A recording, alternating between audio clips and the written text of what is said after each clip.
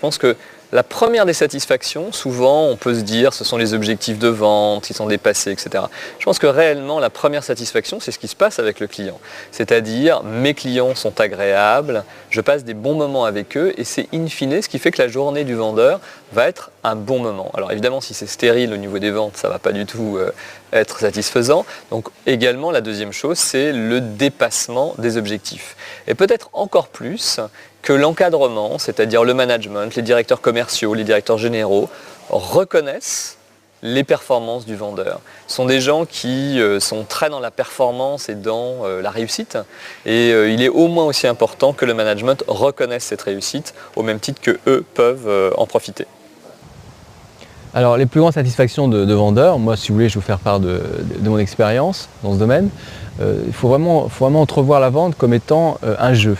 Alors pourquoi? Parce que quand on joue, on a envie de mettre en œuvre un certain nombre de fonctions qui sont par exemple la persuasion, qui sont la négociation, qui sont la relation, qui sont la confiance, etc., etc.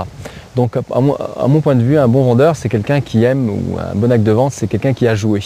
Donc il faut vraiment y aller, j'allais dire un peu la fleur au fusil, aller voir la personne, être convaincante bien sûr, déterminée, avoir un objectif, ne pas le perdre de vue bien évidemment, mais vouloir jouer, et notamment en jouant un petit peu au ping-pong, en répondant aux objections, en apportant d'autres désirs de solutions que le client n'avait pas envisagé.